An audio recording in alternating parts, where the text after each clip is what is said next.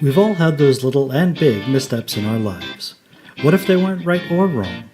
What if they're just choices on the way to consciousness? Welcome to the Missteps of Consciousness TV show with Hayden and Julie.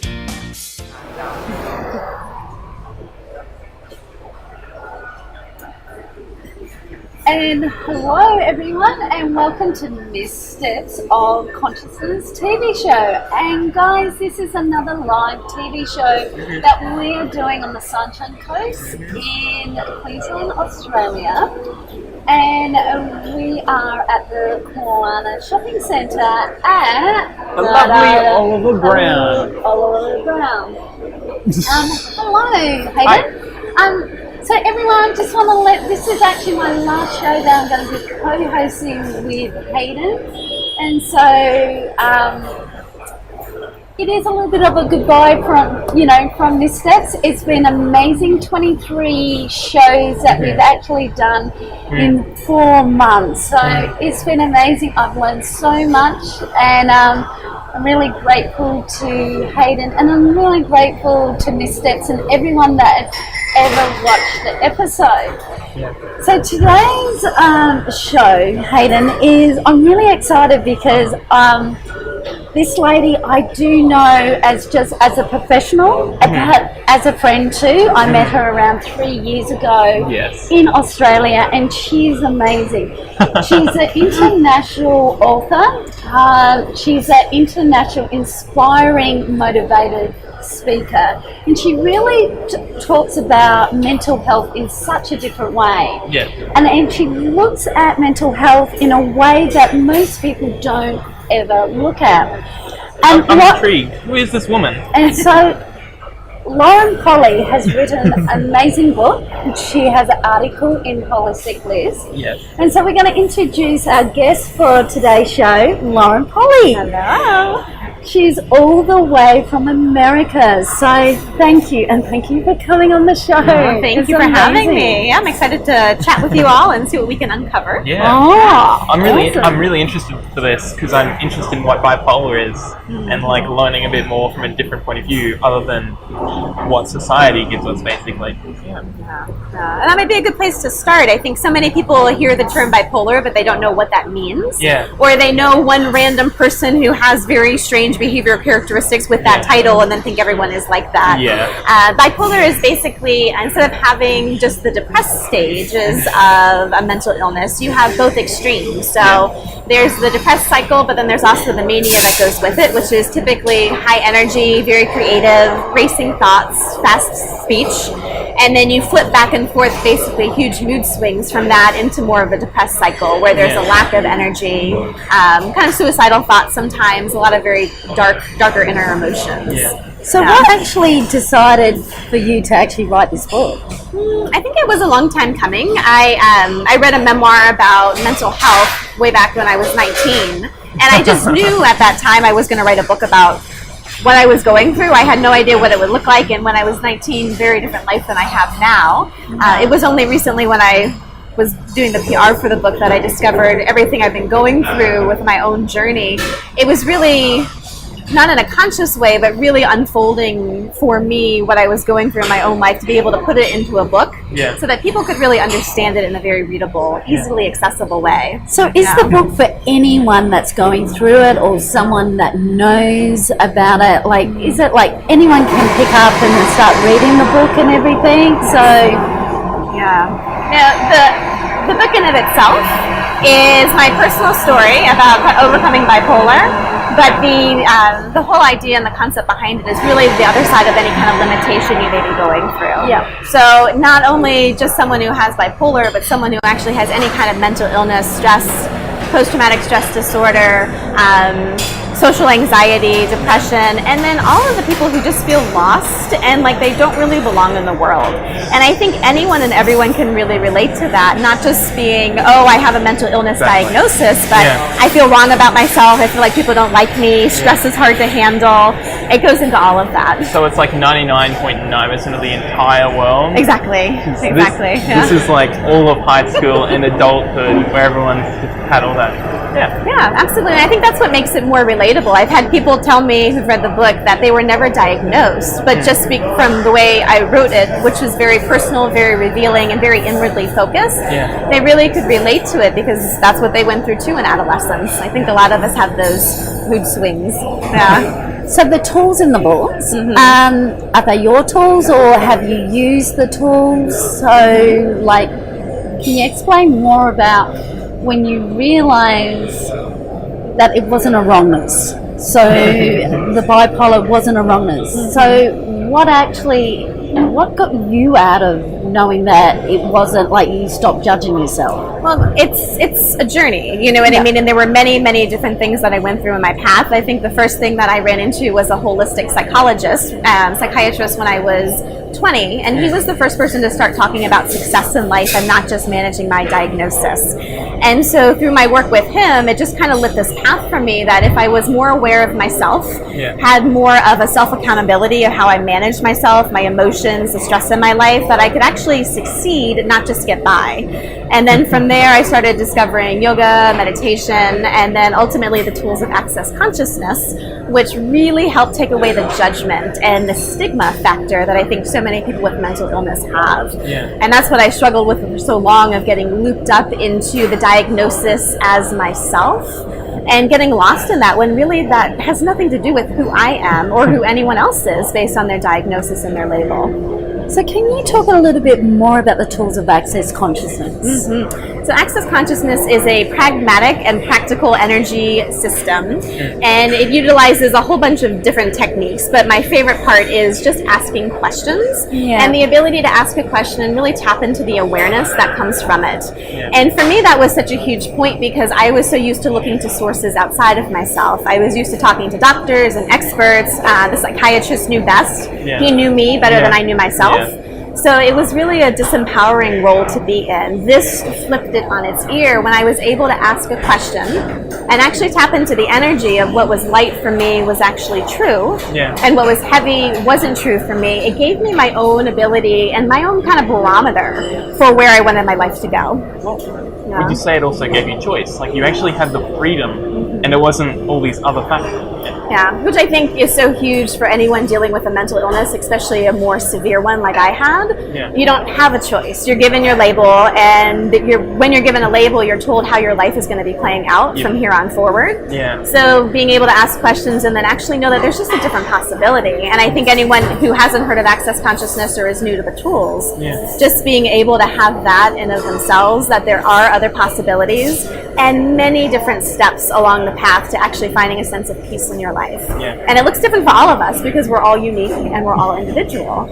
So this book is not a straight and narrow path. It has many kind of off-ramps, I would say. Take an off-ramp, explore for a little bit, and then, pop back on. Missteps, you could say? Totally, and doing something a little bit different and more out-of-the-box approaches. And I think that's really, really needed, especially in this day of age. Everyone kind of is looking for a formula to be able to live their life. If I do X plus Y, then I'll be happy, or I'll be sane, or I'll be healthy. When really it's a myriad of options and a myriad of different tools that really work to create that. So it goes back to that individual, like what works for them and what doesn't work. So like the tools of access and all the things that you've chosen, like you said, like that journey, you've seen what works for you and what doesn't work for you. With being labelled. So I'd like to just talk about the label of mental health. So in Australia, we do have the label of mental health. So what does actually, like from being from overseas and from the States, what does that actually do to a person being labelled with mental health? And I think that is a international conversation, not just one per country, because it is so broad.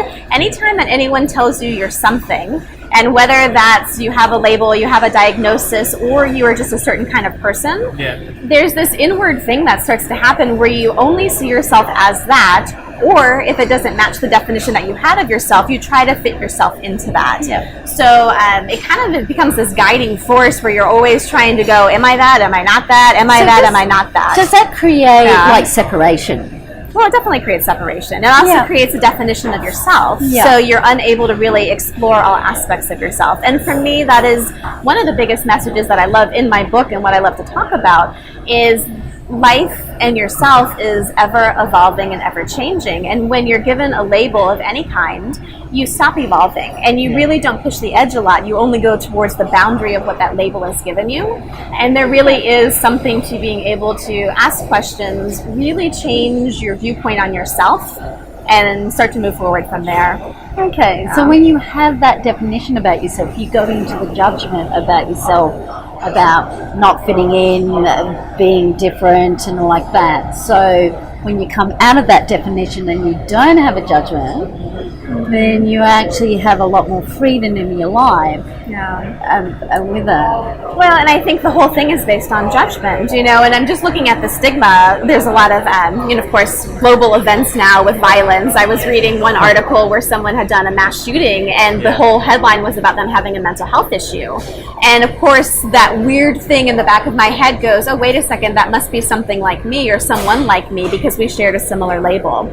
And I have nothing to do with his choice. I have nothing to do with his life, but that's how stigma works, is you get judged, you loop yourself into a definition, and all of a sudden you have this commonality between other people.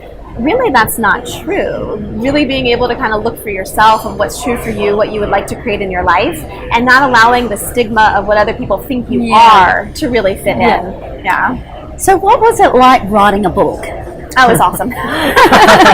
It was a learning process. I've always been a writer, and I always kept journals. The doctors always said that was an amazing outlet for me to be able to write down, have an expressive outlet, which I think is huge for anyone going through any kind of emotional issue. You want to be able to vent and get everything out without actually getting it onto the blank page. Actually helps put it out, get it out of your body, out of your mind, and also into a space where it's not going to be judged or labeled.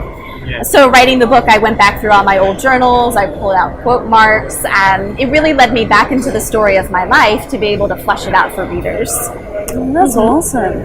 Yeah. So in Holistic Bliss, the holistic magazine of Australia, you've actually written an article, and Lauren is over in Australia doing a tour in Noosa. And she's actually going to be here next Thursday to do a workshop. And she's actually going to be in Noosa Day Spa on a Wednesday night. Flip it. I'll be in Noosa on Thursday evening. And then, oh wait, I'm sorry. No, it is. It's Wednesday. Yeah, you are right. I'm getting my dates confused. We know so Wednesday. The 7th. Yes, the 7th I will be in Noosa, and the 8th I will be here. Yeah. So could you talk a little bit more about being on tour and being what are you about and what you will be talking about, So the first workshop that I'll be doing on the 7th in Noosa is going to be Happy Body, Happy You. And that is really being able to look at mind, body wellness and having a happy and kind of healthy perspective of your own physical body. And that is a conversation that is so often left out of mental health. So often it was medications that kind of numb you out of your body, or trying to solve a problem by your thinking mind, which really doesn't work. So this workshop will be actually looking at how your body's awareness and having a healthy relationship with it can lead to a happy you. And then the one on the 8th that I'll be doing here at Oliver Brown is going to be the other side of limitation. And those are 3 tools for more possibilities. So whatever your fill in the blank is, the other side of whatever, we'll be getting into that. And then you're here for private sessions, so people can come and see you. I do one-to-one coaching, and a lot of my work is really focusing on whatever has been holding you back, and that may be something kind of like me, like a label or a diagnosis, but also people who are very creative and have been running into roadblocks, or there's something possible with your life, but you haven't quite able to create it yet. They're powerhouse sessions to be able to clear out everything that is stopping you. So you get to leave with actual action steps to start moving forward and creating your life very differently. Not just things to think about, or not even things to think about, like things to think about and then action to take. And I think that's the biggest thing I've learned from Access is just the choice factor, which does require action. connection. I think so often people go into different systems and it becomes a heady thing, like therapy was for me when I was younger. There's that, there's the thinking about things from a different perspective, and then there's the willingness to act differently. And I think that's been the biggest change that I've noticed in my life. Yeah. And what was it like to have an article in an Australian magazine on the other side of the world? What was it like? It's very exciting. I've been doing most of my PR in America, so it's been flourishing there. And now it's just kind of cool. We're planting these little seeds. This is my second trip to Australia. I was here about 3 years ago. Love the country. So, Holistic Bliss is absolutely wonderful. They've got such a healthy, different perspective. And, the biggest thing that really changed my care was looking at things from a holistic perspective, including everything. Not judging anything, not excluding or having to jump systems, but I was willing to utilize any single thing that I could get my hands on that I knew would make a difference. And this magazine is beautiful because it really looks at different possibilities that way. It is a great magazine. I love it. I work with it, so it is amazing. And it just shows off all different types of things that probably people don't look at it. Well, it just gives you a different way of looking at things. So it's just really, it's a magazine that can change the world. So, so Holistic Bliss magazine in Australia. Where can we find your book, might I ask? Yeah. Where can we find your book, might I ask? You can buy it on Amazon here in Australia, and then it's also sold on Target.com. And I noticed you all have Targets here in Australia, which was a surprise. Don't worry. So I think if you go on there from Australia, you could probably purchase it as well. And then it just went to the Frankfurt Book Fair for sales and for overseas distribution internationally. So it might be in bookstores soon over here. And you do have some copies here, so if anyone would love to buy a copy from Lauren, you can definitely get it while Lauren's in Australia. So that would be fantastic. And you can actually, on the workshops, you can buy them at the workshops on Wednesday and Thursday night. Awesome. Thank you. It's just amazing. And it's amazing to have you in person and to have you here in Australia. It's your energy and what you're about, like the change in you is just amazing. And I think you really do. You inspire a different possibility, and you have this energy of, well, you don't look at yourself as wrong, so with it, and so that inspires me. And that was a long time coming, and I think that's the important thing for people who don't know me or are new to these tools. It is a step-by-step process. It is totally possible and very accessible, and I think that's the bigger thing is you hear this talk about different possibilities. Those of you who are in the middle of it right now trying to deal with it, it may seem like a far way off. You just need to start getting tools and perspectives that actually serve the entirety of you, and not just talk to the diagnosis like that is you. And that's really what this message is developing all aspects of yourself so that you can live a happy life, And it's like you go beyond the labels. I know with me being labelled as ADD, a problem child, I actually went beyond that label. And I looked at, I don't look at what I got diagnosed as a wrongness or a lesson. I actually see it now that it is actually a strength. So if you can get beyond, so that's what you're saying, get beyond that label and actually, get to know who you are. You're not the label. You are not the label, and you're not the judgment that comes with the label. Yeah. And when I talk about the other side of bipolar, the other side is where you don't have any more judgment on it. That's where you actually are. Exactly, and that actually opens up the space for you to explore it as a gift. And when I start talking about seeing your disability, quote unquote, as a gift, a lot of people look at me very strangely.